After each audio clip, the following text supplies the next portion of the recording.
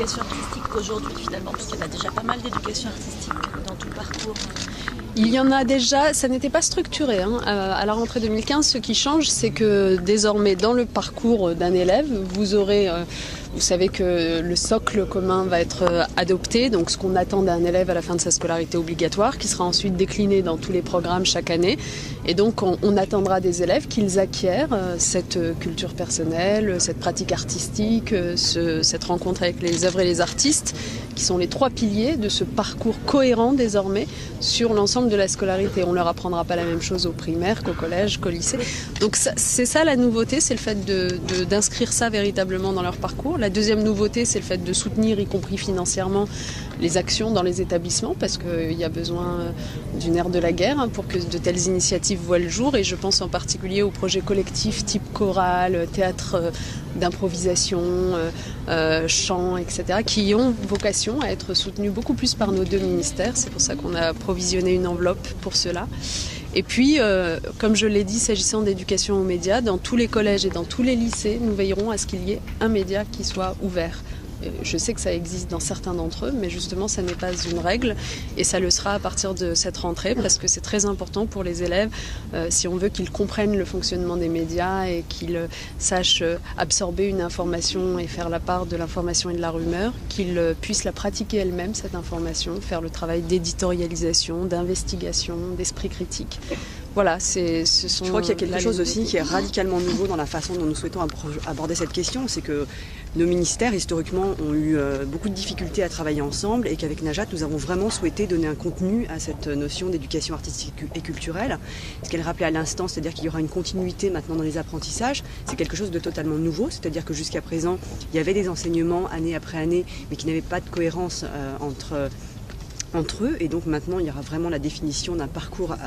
artistique, éducatif et culturel dans la durée. Donc ça c'est vraiment quelque chose de nouveau, il faut en prendre conscience. Il y a une vraie démarche nouvelle qui s'est instaurée entre nos deux ministères et qui vise effectivement à avoir plus d'efficacité que par le passé, avec aussi une grande insistance sur tout ce qui se noue au moment de l'école primaire, dans ces cycles d'apprentissage où les enfants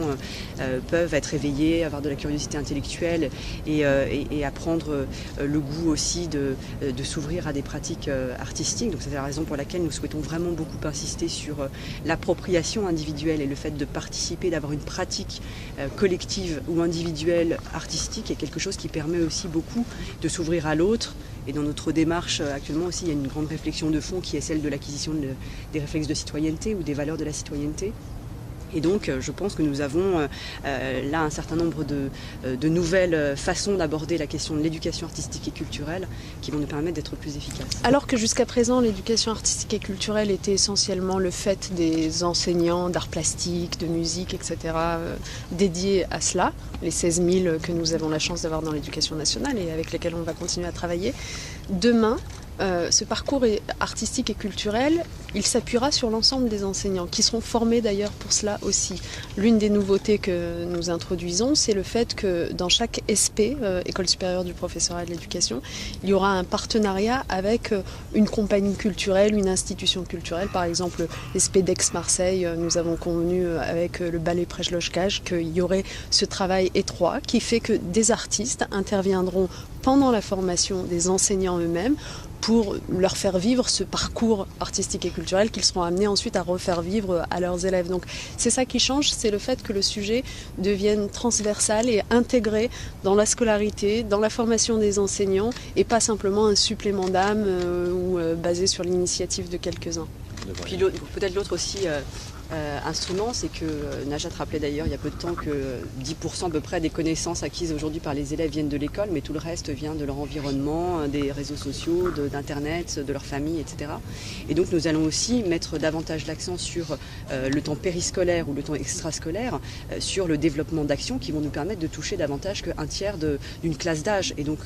moi j'ai réuni récemment toutes les institutions culturelles, une centaine d'institutions culturelles qui dépendent du ministère de la Culture, et je leur ai demandé de se réinterroger sur leurs pratiques pédagogiques à destination du jeune public, parce qu'il y a probablement un changement aussi de logique à opérer. Peut-être qu'on ne peut pas se contenter d'avoir de temps en temps des visites, mais que des actions plus suivies, par exemple sur la durée, en partenariat avec des écoles qui sont en éducation prioritaire, ou bien avec des quartiers politiques de la ville, doivent être privilégiées plutôt que des opérations ponctuelles qui ne marquent pas profondément les bénéficiaires ou les enfants.